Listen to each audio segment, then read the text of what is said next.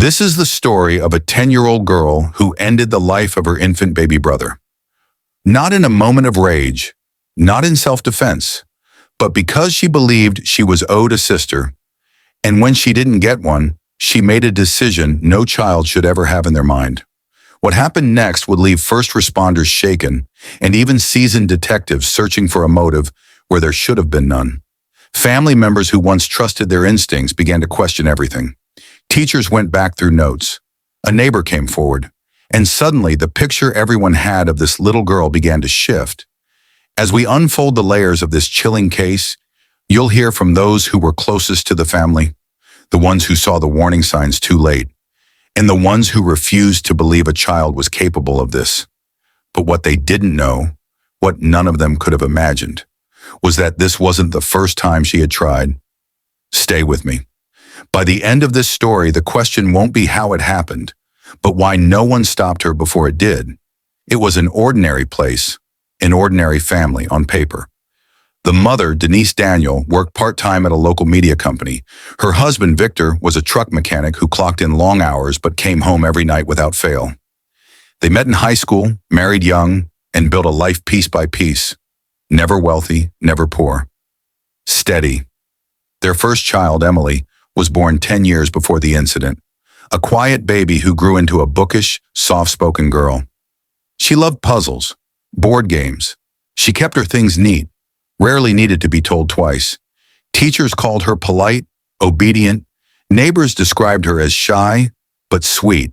And then came Noah, a surprise pregnancy, born 5 months before the worst day of their lives.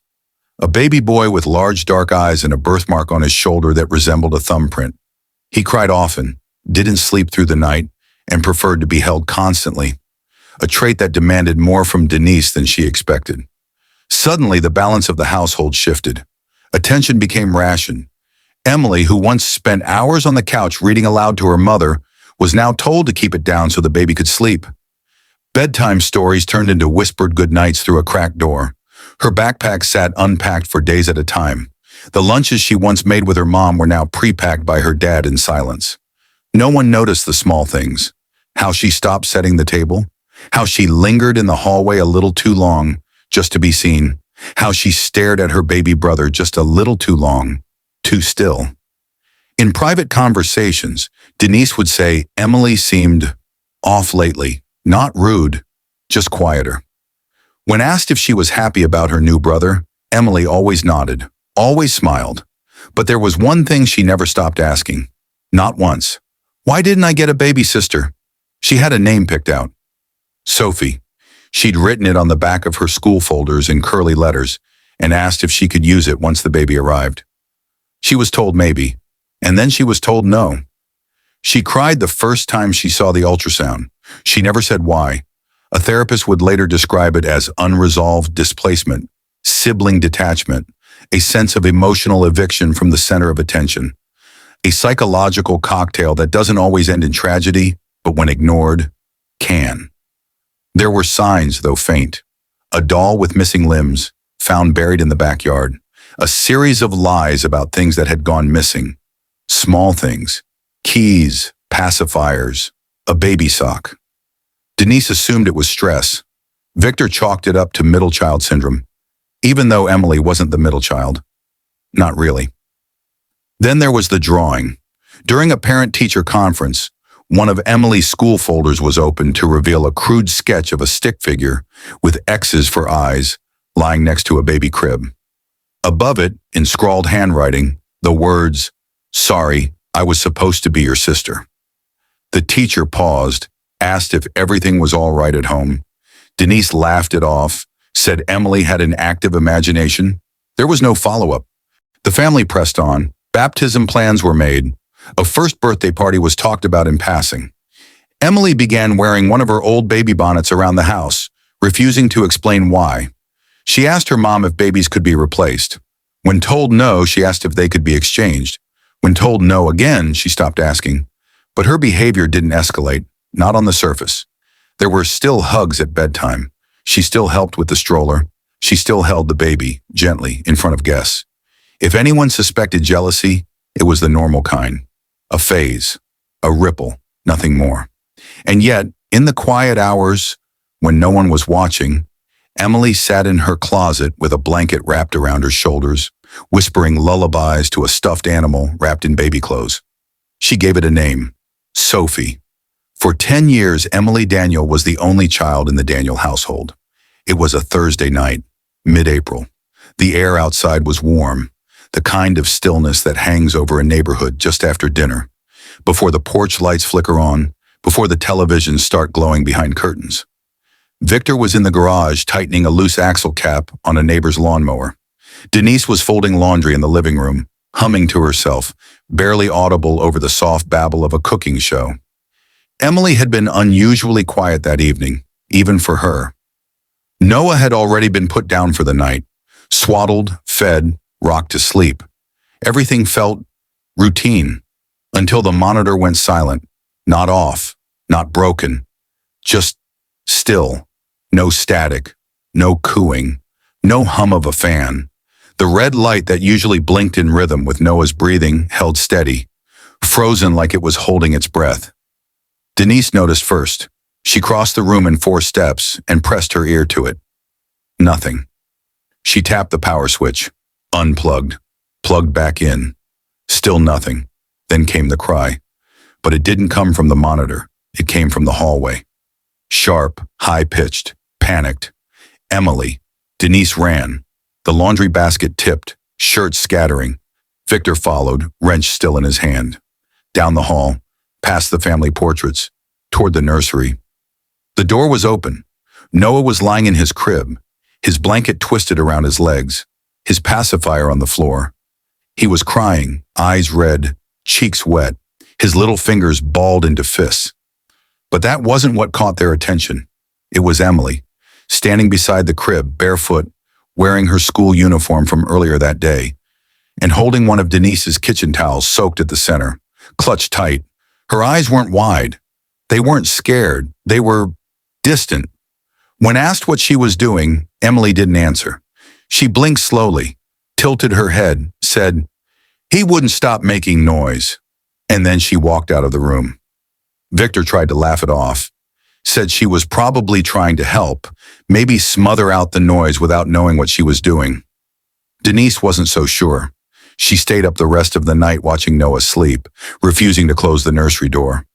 The next morning, Emily acted like nothing had happened, ate her cereal, packed her bag, asked if she could skip aftercare and come straight home. No one mentioned the towel again, but something shifted after that night. There were locks added to the nursery door. Emily wasn't left alone during bedtime.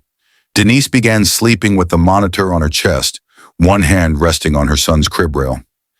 Victor kept the hallway light on. They didn't talk about what they feared. They didn't admit what they saw. But something in that house had changed, and none of them could explain it. Not yet. By the time summer crept in, the air inside the Daniels home had thinned. Emily began to withdraw. Not in the quiet, brooding way most children might when they feel ignored. More surgical. She stopped asking questions at dinner, no longer brought home drawings. When her parents spoke to her, she stared a few seconds too long before answering, as though she had to choose between truth and something else before deciding which version to give them. Denise brushed it off. "She's adjusting," she told a neighbor. "Kids feel weird after a new baby. It's normal, right?" But Emily wasn't acting normal. At school, her teacher, Mrs. Lambert, started sending home notes. Emily had been caught pinching another student during story time. She hid another girl's shoes during recess and watched silently as the girl sobbed beside the swings for nearly half an hour. When asked why she did it, Emily reportedly shrugged and said, "I wanted to see how long it would take her to cry." Still, there were no suspensions, no detentions, just warnings, just, "She's going through something," just, "Maybe give her more attention." What they didn't know was that Emily had been keeping a small journal, a red one with a broken clasp, hidden beneath her pillow. Her handwriting was messy, the kind that slopes downward with impatience. One entry read, "If he were a girl, I would love him. If she had been born instead, it would be okay. But it's not okay. It's all wrong. They promised me. They lied." Another read, "I watched him today. He doesn't do anything, just eats and sleeps. He cries too much. They like him better than me. I think I hate him. The entries were scattered across weeks, sometimes pages apart, but a thread began to appear.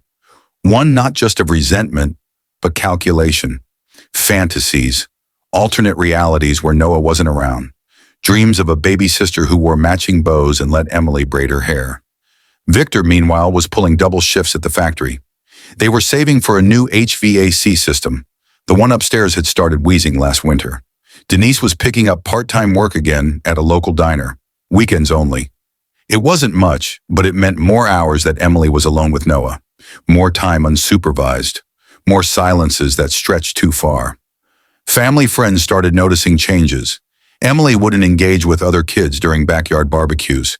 She'd sit on the porch and stare through the slats. One afternoon, she whispered something to a toddler cousin that made him burst into tears. When asked what she said, she smiled and replied, "Nothing. He's just scared of girls." Denise started having dreams, the kind that jolt you awake with fists clenched. In one, she couldn't reach the crib in time. In another, she turned and saw Emily standing at the nursery door with a stuffed animal clutched too tight, her knuckles white. She'd wake up sweating, heart pounding, then tell herself it was stress. A psychologist later described it as displacement anxiety, a subconscious fear that something in the home wasn't quite right, but the brain couldn't make sense of it in daylight. Emily, of course, said nothing. She wore her mask well, smiled when spoken to, sat quietly at church, participated just enough in class. But underneath the performance, something was shifting, quietly, steadily. There was an incident one morning involving Noah's formula. Denise had mixed it the night before, left it in the fridge like she always did. But when she fed him the next morning, he gagged, coughed, then vomited across the high chair tray. The formula tasted odd, bitter. Office Denise blamed the batch, poured it out, and made a fresh one. It wasn't until later, much later, when investigators would question everything, and someone would remember the bottle cap had been loose, slightly wet, as if it had been opened and hastily closed again. And then there was the dog. The Daniels had a Labrador named Tucker, old, friendly, slow-moving.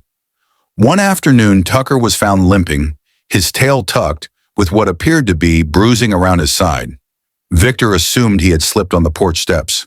But Emily, when asked if she'd seen anything, replied without blinking, "Maybe he made too much noise." She didn't say it with malice. She didn't say it with remorse. She said it the way someone might report the weather. A clinical child psychologist, Dr. Marla Evans, reviewed portions of Emily's journal years later. Her assessment was chilling. This was not a child expressing normal frustration. These were intentional thoughts, constructed fantasies. There's a difference between impulsive behavior and imagined scenarios of control. Emily wasn't just angry, she was rehearsing.